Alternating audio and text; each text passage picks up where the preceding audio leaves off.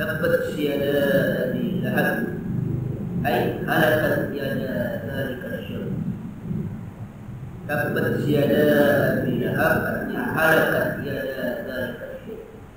Celakalah binasa buat tangan orang yang celaka. Siapa itu? Abi Lahab wa khaba wa khasara wa dhalla amal. Dia merugi, dia menyesali dan dia sesat akan sebuah amal perbuatan. Watab, tabat siada Abi Lahab watab. Jadi ada dua pengulangan dengan tabat siada Abi Lahab, terus ada belakangnya ada watab. Tabat siada Abi Lahab watab ay wa qad ala ashar, ya. Artinya watab itu celaka, ya, binasa, dia juga binasa. Nah, yang tabat yang pertama al-awwalu du'a. Yang tabat itu doa. Kemudian tabat tiada arti. Nah, yang kedua wasani ikhbar. Yang kedua ikhbar, kabar, informasi. Jadi yang pertama itu disumpahin atau didoakan, ya, celakalah dua tangan Abi Lahab watab, dan dia pasti celaka. Yang kedua itu watab itu bentuknya ikhbar, informasi, berita, kabar. Kama yuqal ahlakahumullahu wa qad halak. Jadi bisa dikatakan kalau ada orang mengatakan ahlakahumullah, mudah-mudahan Allah mencelakakan engkau, wa qad halak, dia benar-benar sungguh akan celaka. Jadi ada dua pengulangan tabat siada Abi Lahab watab. Yang tabat yang pertama ada doa, watab yang kedua ini watabat. Sama ya, tabat dan watabba ini. Jadi kan kalau tabat tiada, itu kan apa? Tanya watabba. Tabat bentuknya dia mudzakkar, dapat tabat bentuknya muannas. Nah, di sana isinya doa. Yang kedua, tabat itu adalah ikhbar. Artinya ketika didoakan atau ketika disumpahi bahwa celakalah Abi Lahab itu watab, pasti dia celaka. Pasti dia celaka. Maka dikatakan qad tabba, ya, benar-benar dia akan celaka. Qala mufassirun, para ulama mengatakan at-tabab wal akhshar bil halal. Yang namanya tabab itu adalah kerugian yang mengakibatkan kepada kebinasaan, kehancuran. Jadi kalau dengan menggunakan tabba itu berarti orang yang menyerupakan dia supaya dia rugi tapi menuju ke sementara kehancuran. Jadi bukan hanya rugi saja, tapi dia akan binasa, akan hancur. Disebab kerugiannya dia akan hancur. Kenapa? Karena ada orang rugi yang mungkin akan bangkit lagi, tapi kalau udah tabat, dia rugi nggak akan bangkit lagi, hancur dia, habis dia. Oke, kata-katanya kenapa? Tabat. Wal muradu minyaliyadi sohibuha. Di atas dikatakan ayatnya tabat tiada celakalah dua tangan. Kenapa redaksinya menggunakan kata dua tangan? Aisohibuha, yang dimaksud adalah si pemilik tangan itu. Bukan hanya tangannya saja yang celaka, tapi apa? Si pemiliknya. Ala adatil arabi fit ta'biri bi ba'di syai'i an kullihi wa jami'i. Ini biasa orang Arab kalau ngomong dengan takbir ba'di syai' itu maksudnya semuanya. Nah, itu bukan hanya orang Arab saja, kita juga ada yang ngomong begitu. Ya, orang Arab mengatakan celaka tangan kamu, maksudnya orang yang warnanya tangannya saja. Kita juga biasa begitu, ya, bukan kerja Arab saja. Mana itu orang datang hidungnya nggak kelihatan. Maksud apa? Ya orang yang bukan hidungnya doang. Ya, itu juga bukan hanya tradisi Arab, tradisi kita juga ada apa? Menyebutkan sebagian, tapi ini maksud apa? Seluruhannya. Atau sebaliknya, kita menyebut seluruhnya, seperti kemarin dicontohkan, tapi ini maksud sebagian. Apa? Nah, tangannya masuk ke hidung tuh. Ya kan, tangannya masuk ke hidung. Ini maksud kelingkingnya doang. Kan tangan kan begini, tangan semua ini kan tangan. Masuk ke hidung kan nggak mungkin. Atau kalau anak-anak, anak kecil kita kan, awas, tangan masuk ke mulut, tangannya masuk ke mulut. Yang maksud apa? Jempolnya doang, tapi kita katakan tangannya masuk ke mulut. Jadi kita menyebutkannya sebagian, emang seluruhnya tangan, tapi maksud apa? Sebagian itu memang biasa terjadi dalam penggunaan bahasa. Nah, oleh karena itu di Al-Quran pun sama. Ketika dikatakan ya, yang dimaksud ya Abu Lahabnya, bukan hanya apa? Tangannya doang. Itu kebiasaan dari orang-orang Arab seperti itu. Wa Abu Lahab wa Abdul Uzza bin Abdul Muttalib amin Nabi wa amun Nabi sallallahu alaihi wasallam. Abu Lahab namanya Abdul Uzza, nama aslinya bin Abdul Muttalib. Siapa Abdul Muttalib? Jadi yang namanya Abu Lahab itu apa? Bener-bener ucang beneran gitu. Ucang beneran. Emang apa? Memang nasabah pada Rasulullah. Jadi bukan paman-pamanan gitu. Maksud pamanan kan begini. Kalau kita kadang-kadang menggencang, menggelincing kan nggak ada hubungan kerabatan karena apa? Main manggil aja kan. Padahal nggak tahu dari mana nasabah sama kita. Atau manggil abang gitu kan. Atau abangnya abang dari mana. Tapi kalau Abu Lahab benar-benar apa? Memang benar saudara bapaknya Rasulullah. Jadi dia Abdul Uzza bin Abdul Muttalib. Bayangkan ini nasabnya dekat sangat luar biasa Rasulullah. Ucangnya sendiri. Kalau kita kan betul-betul ucang, itu paman. Kenapa? Karena riwayatnya Abdul Malik itu anak bontot tidak Abdul Muttalib. Jadi Abdul Lahab punya apa? Abu Lahab ini ucangnya, kakaknya, abangnya dari Allah. Jadi benar-benar paman betul. Namanya Abdul Uzza. Wa imra'atuhu al-awra'u Ummu Jamil. Nama istrinya Abu Lahab namanya apa? Ummu Jamil. Ukhtu Abi Sufyan. Istrinya Abu Lahab yang wamra'atu hammalatu amra'atu, dan istrinya hammalatul hatab yang aja apa? Yang memanggut kayu bakar itu adalah namanya Ummu Jamil, dan itu adalah saudara perempuan dari Abu Sufyan. Jadi Abu Lahab keturunan Quraisy dari Abdul Muttalib. Abu Sufyan ini para orang kaya. Jadi ini Abu Lahab dari sisi Abu Lahabnya orang terhormat, istrinya pun orang miskin. Kita darah biru. Pantas kalau dia nggak apa-apa, nggak mau tunduk kepada Rasulullah, karena dia tahu siapa Muhammad itu. kecilnya yatim, gede sedikit ditinggal sama ibunya, dirawat oleh kakeknya, pindah lagi ke Abu Thalib, pamannya, masa ya kegedean dikit ngangon kambing, remajanya dagang, tiba-tiba ngaku jadi nabi. Makanya nggak dapat, nggak dapat keturunan. Inilah membuat kesombongan. Terutama mau Jamil, memang sangat keras tentangnya.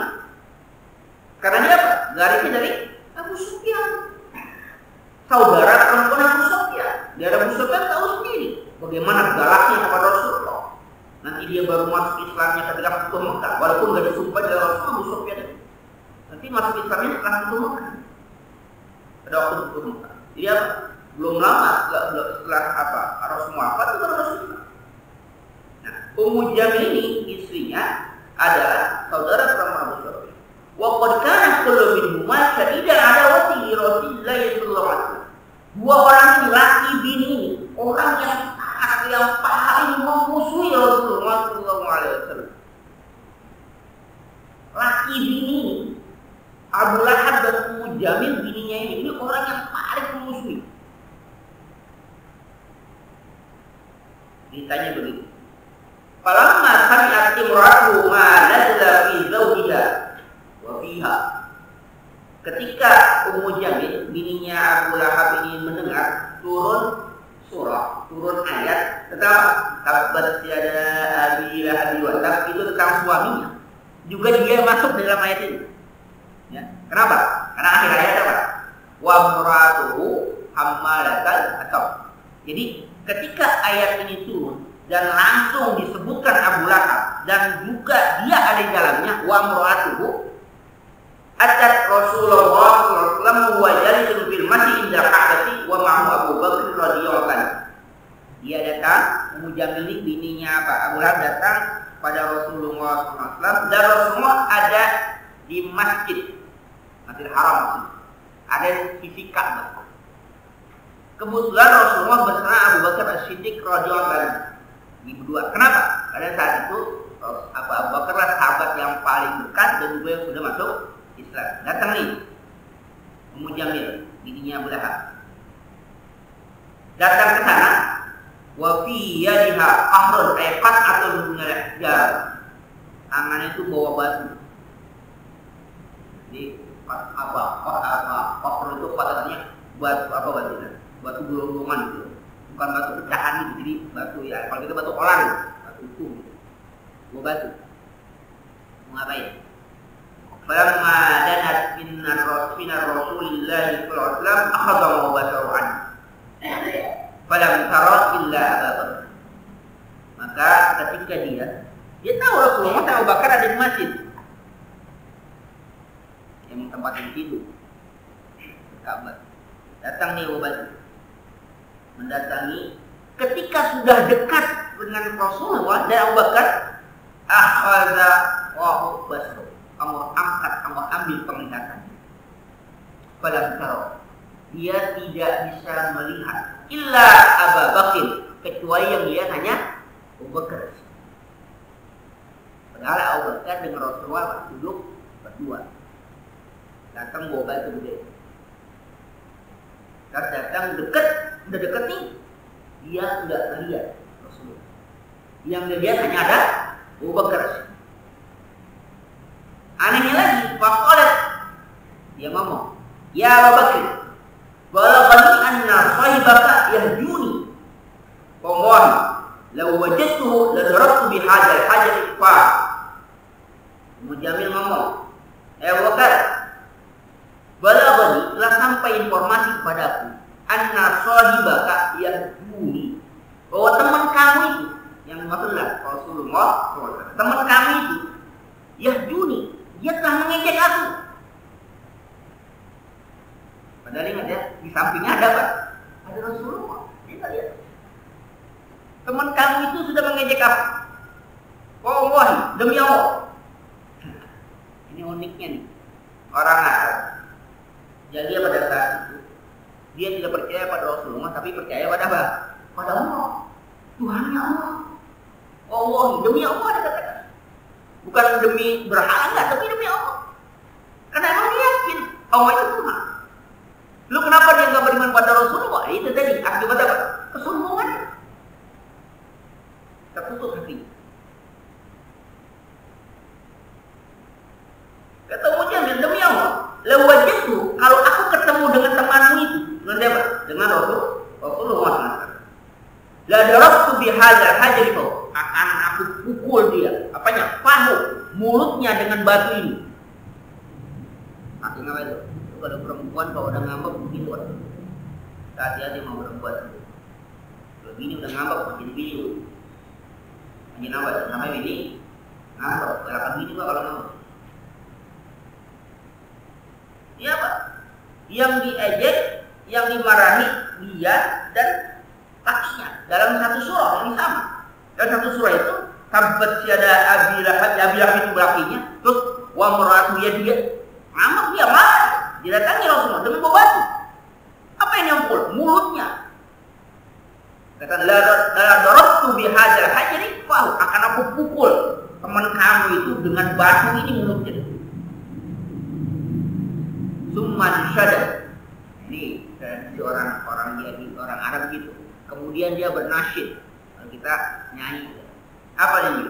Muzammaman asaina wa marwadaina wa dinahu qalabna.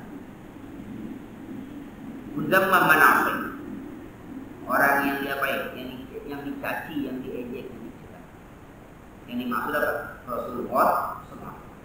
Aksainya, kami lawan dia. Wa amrahu abain, perintahnya kami abaikan, kami dengerin. Wa dinahu qalab. Apa lagi? Agamanya kami benci, tidak suka. Ini nasibkan, diulang-ulang. Muzamman manasihna wa amruhu abaina wadinahu pada dibacakan ini tradisi orang Arab gitu. Makanya wajar kalau bininya Abu Lahab masuk apa? Masuk dalam ayat Al-Quran dan termasuk orang yang diancam oleh Rasulullah SAW dalam Al-Quran untuk oleh Allah SWT. Tapi ngapanya? Saking benci. Karena sudah tidak melihat Rasulullah, yang dicari Rasulullah. Bukan Abu Bakar sininya. Rasulullah ini cari. Kenapa? Karena Rasulullah ini keponakannya, keponakan ibunya. Dari apa? Dari suaminya, dari suaminya. Tapi paman kan keponakan dari Rasulullah.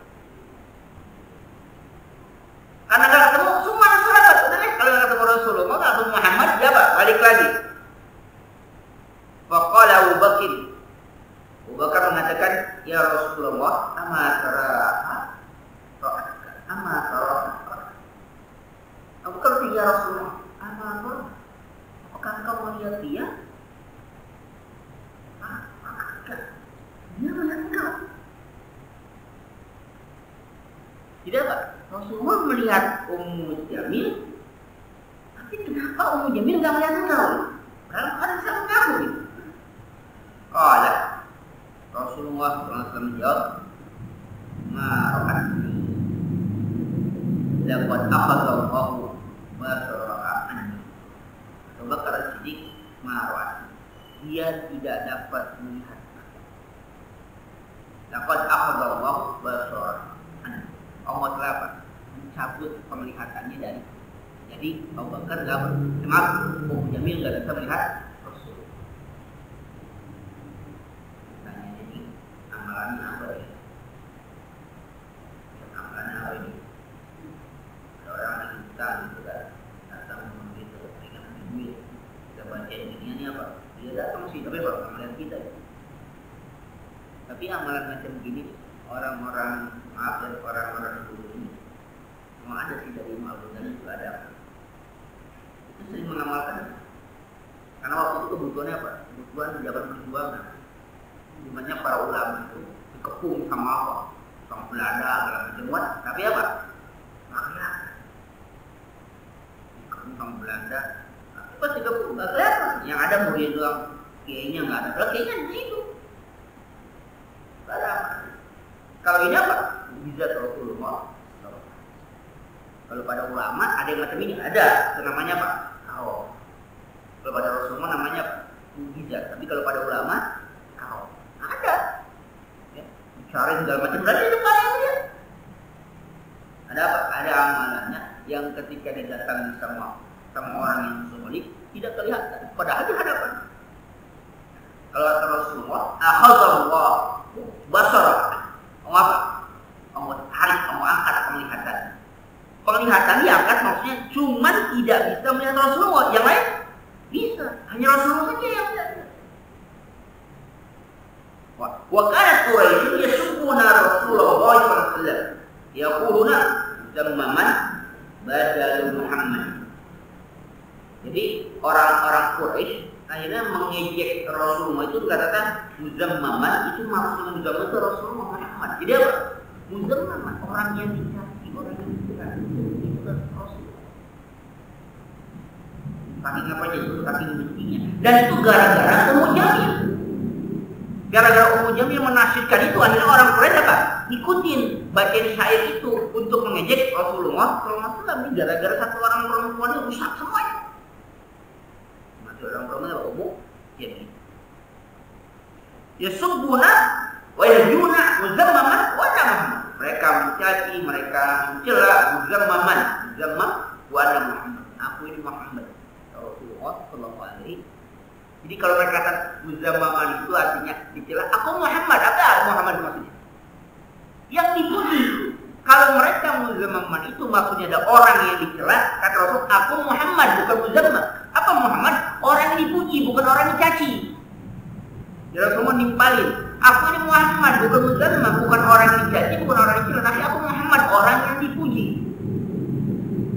Balikin ya Rasulullah sallallahu alaihi. Ya, jadi itu saking apanya itu, saking apanya, saking keselnya Ummu Jamil kepada Rasulullah sallallahu alaihi. Qala Khazin, dalam tafsir Khazin katakan, fa'in qulta, kalau kamu nanya, lima kannahu wa fit tasniyati tashrifun wa takarruman. Kenapa ayat Quran menggunakan kunyah? Jadi Allah kunyahkan. Dia apa? Kan namanya itu namanya Abdul Uzza. Tapi di Quran disebutnya apa? Abi Lahab, Abu Lahab. Kenapa Al-Quran menyebutkan Abu Lahab? Enggak langsung menyebutkan siapa?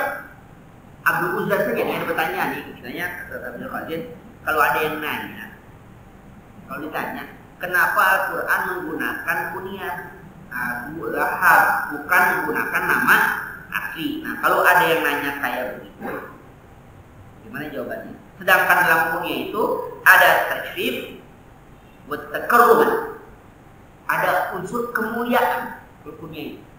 Tapi kenapa Quran justru apa? Pakai kunyah, bukan pakai nama asli? Fal jawabu min wujubin. Nah, jawabannya ada beberapa jawaban. Ahadu, salah satunya. Annahu kana mustahiran bil kunyati duna ismi. Kalau zakarahu bi ismi lam ya'raf. Karena mungkin jawabannya kunyahnya yang apa? Yang masyhur. Nama Abu Lahab itu sudah masyhur di kalangan masyarakat Arab. Kalau disebutkan nama aslinya, lam yuqab, nggak dikenal dia. Jadi apa? Disebutin apanya? Kunyahnya saja. Kalau disebutin Abdul Uzza, nggak ada yang kenal. Kan sama ya, kita juga macam-macam begitu kadang-kadang. Ya. Kadang-kadang ini macam apa istilahnya? Kadang-kadang nama panggilan lagi apa? Lebih populer dibandingkan nama asli. Ini cakep, Muhammad dipanggil Muhammad. Yang terkenal Muhammadnya. Dipanggil Muhammad yang nggak nengok. Dipanggil Muhammad cakep kan? Dulu saya ingat ada apa namanya?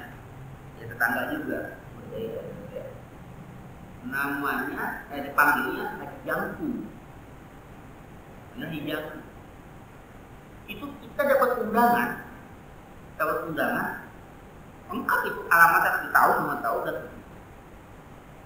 kita lihat ini kayaknya orang nggak kenal, ya ada alamatnya jelas, alamat kita tahu alamat di sini, tapi orang nggak tahu ini, itu alamatnya itu cuma Haji Jangku, tapi ini bukan kita yang ngawinin,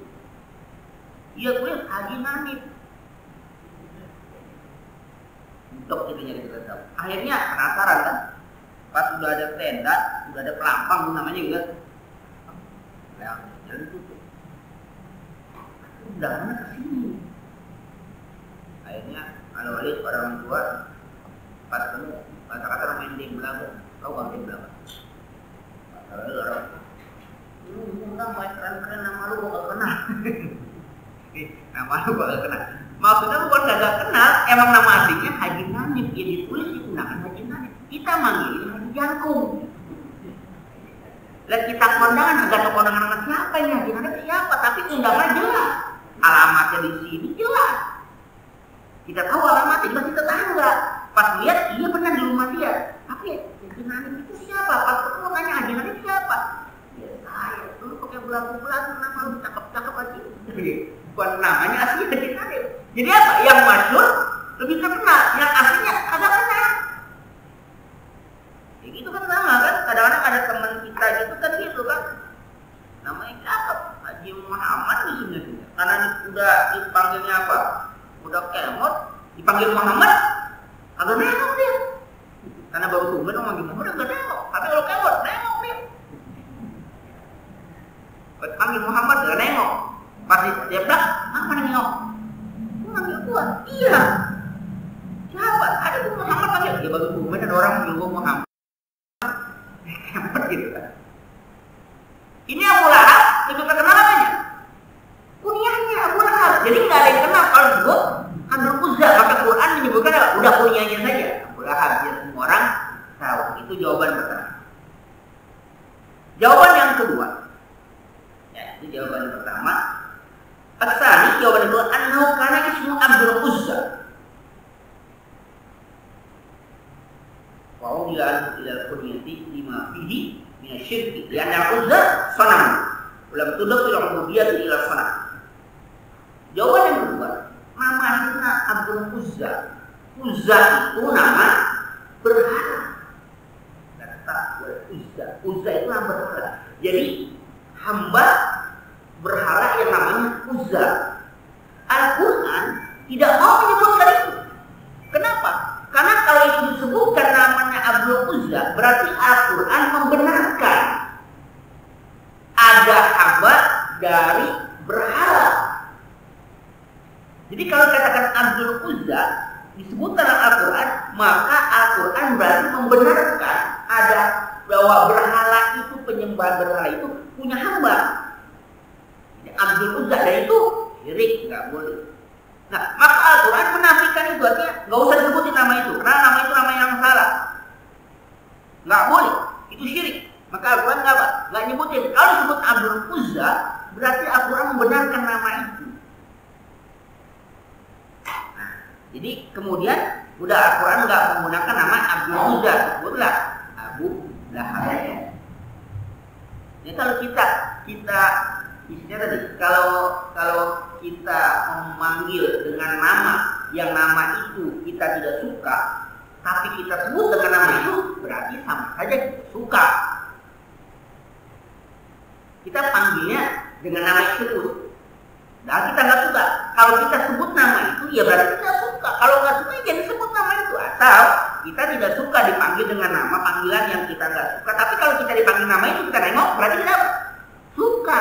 Dia nggak mau dipanggilnya Kemon, maunya Muhammad. Tapi kita dipanggil Kemon, dia apa? Nengok, berarti dia suka.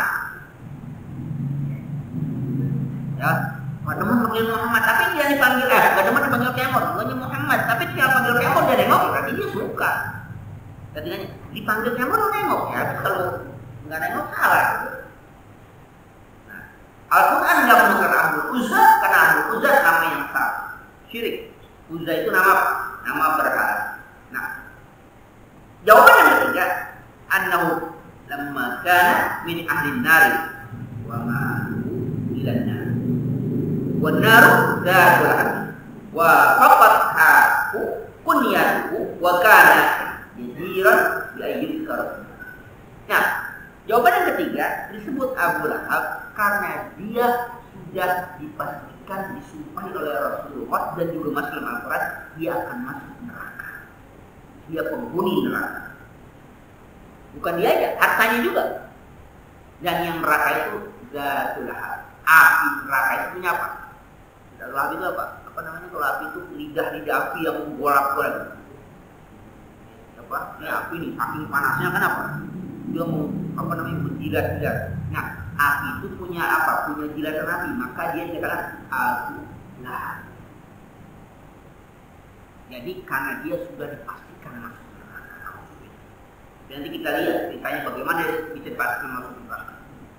Ya. Nah, wanar zalah. Neraka itu punya apa?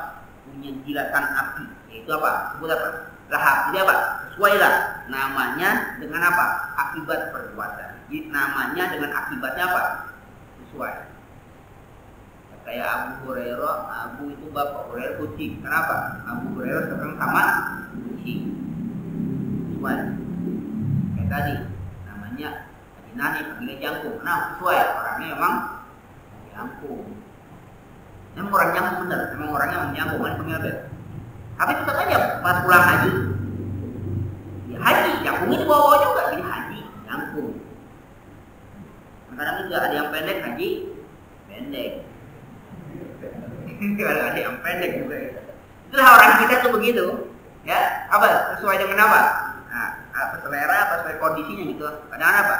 Yang picak lah. Dipicak sebutnya. Ya. Ya, macam-macam gitu. Macam-macam. Dulu ada orang namanya cakap tapi panggil hidup. Kenapa? Untuk mau mati, ini hidup lagi. Terusnya apa? Terusnya namanya apa? Hidup. Kenapa sih hidup? Itu orang udah mau mati, ini hidup lagi. Udah pengen hidup. Ya, berdoain juga biar apa? Biar hidup terus kita. Nah, jadi apa? Antara nama dengan apa? Dengan akibat dari nama itu sesuai. Adalah hal yang bapak gilatan api karena dia akan masuk neraka. Ma'abna anhu maluhu wa makasab. Tidak memadai, tidak mencukupi daripadanya oleh hartanya wa makasab dan apa yang diusahakan. Ai lam yufidhu maluhu alladhi jama'ahu wala jahu wa anzahu alladhi iktasaba. Artinya tidak akan berfaedah harta yang dia sudah kumpulkan itu, dan juga apa? Kehormatan, kemuliaan dia, dan apa yang diusahakan tidak akan punya manfaat apa. Apa yang dimaksud itu? Bermanfaat untuk menolong dia dari siksa api neraka. Wa makasab, dan apa yang diusahakan? Apa yang diusahakan itu minal aulad, dari anak-anak. Fa inna waladal rajuli min kasbihi. Karena anak itu adalah hasil usaha orang tua. Innal walad min kasbi. Inna waladar rajuli min kasbi. Anak itu ada hasil usaha orang tua. Ini harus dipahami. Harus beritahu mana kita. Atau kita sendiri. Anak itu hasil usaha orang tua. Maka zaman sekarang keterlaluan. Anak menggugat orang tua. Orang tua ngambil harta anak itu enggak dianggap nolong. Kalau anak ngambil harta orang tua, dinolong. Kalau orang tua ngambil harta anak, enggak nolong. Enggak dianggap nolong. Jangankan hartanya, lu anak itu aja milik orang tua, jangankan hartanya. Sekarang itu keterlaluan. Orang anak digugat sama orang tuanya. Orang tua digugat sama anaknya, bahkan emaknya udah nenek-nenek digugat sama anaknya. Sampai masuk penjara. Coba ya. Anak penjarain orang tua gara-gara harta warisan, coba ya. Harta warisan bapaknya dianggap apa? Dikuasai oleh emaknya. Dituntut oleh anaknya. Diponis itu orang tuanya masuk penjara gara-gara tuntutan. Nauzubillah semua. Kalau walad min kasbi, anak itu hasil usaha orang tua. Jangan karena harta yang diambil oleh orang tua, elunya aja kalau bahasa kita, anaknya aja itu milik orang tua. Bisa kayak begitu itu kagak akibat apa? Didikan usaha orang tua. Jadi Abu Lahab ini yang dikatakan wa makasab, usahanya apa? Usaha harta yang banyak, juga anak-anaknya itu yang nanti dia banggakan itu adalah apa? Milik orang tua. Yang ini yang kadang-kadang kita lupa. Kita itu maksudnya kita sebagai anak juga, ya orang tua tapi sebagai anak juga. Kita lupa bahwa kita ini hasil usaha orang tua kita. Nggak akan ada di dunia kita kalau nggak ada orang tua. Iya betul, orang tua kita tidak berpendidikan tinggi, tapi kita bisa berpendidikan tinggi gara-gara apa? Orang tua. Oh enggak, saya lebih tinggi, saya bisa sekolah, orang tua kayaknya. Lu bisa sekolah gara-gara orang tua yang menyekolahkan. Itu hebat. Bukan lebih tinggi, bukan. Itu hebat. Orang tua tidak sekolah tapi bisa menyekolahkan anak itu yang hebat. Kenapa saya bilang hebat?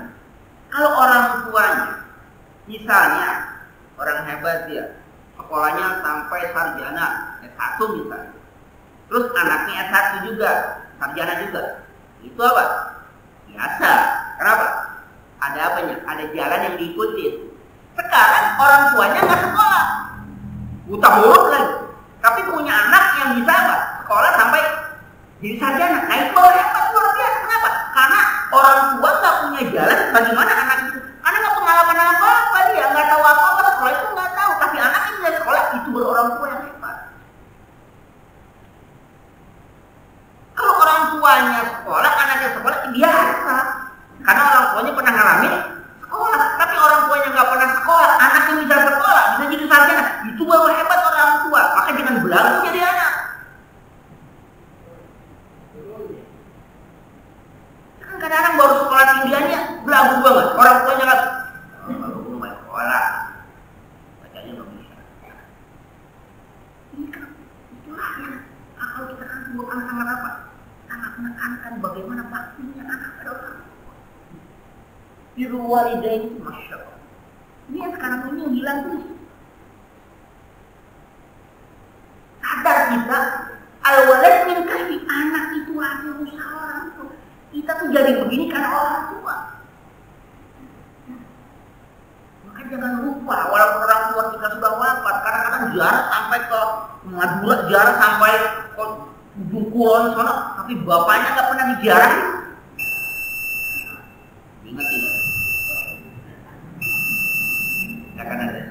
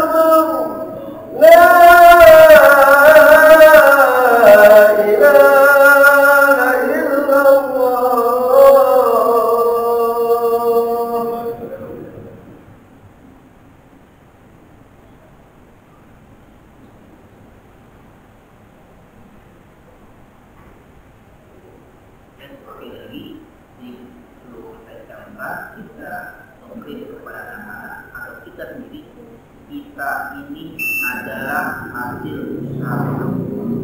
Perkaya apapun kita, itu kekayaan kita hasil usaha. Sepintar apapun kita, kepintaran kita itu hasil usaha. Setinggi apapun derajat jabatan kita, derajat jabatan itu adalah hasil usaha. Jadi jangan pernah kita ketika tinggi jabatan kita merendahkan orang. Jangan pernah ketika kita punya harta yang banyak memiskinkan orang. Jangan pernah. Ketika jabatan kita tinggi, jangan pernah merendahkan orang. Ketika kita menjadi orang kaya, jangan pernah menganggap orang tua kita itu miskin. Kenapa? Jangankan harta kita, kitanya saja adalah milik orang tua. Itu perlu kita camkan. Maka kalau anak yang sudah seperti itu, apalagi kalau dia memang orang alim, orang yang punya sekolah tinggi atau ilmu yang tinggi, setinggi apapun ilmu kita, jangan pernah kita menganggap bodoh orang tua. Setinggi apapun ilmu kita, jangan pernah menganggap bodoh orang tua. Sekaya apapun kekayaan kita, jangan pernah menganggap miskin orang tua. Setinggi apapun derajat kita sebagai anak, jangan pernah merendahkan orang tua. Karena semua itu tidak akan pernah bisa menandingi perjuangan orang tua yang kita seperti itu harus ditangkan. Nah, itulah yang sekarang hilang pada masyarakat kita, pada anak kita. Akhirnya anak bisa menggugat orang tua, anak bisa memenjarakan orang tua, anak bisa membunuh orang tua. Itu berarti kesalahan besar dalam hidup. Mudah-mudahan keluarga kita dilindungi dari itu. Al-Fatihah.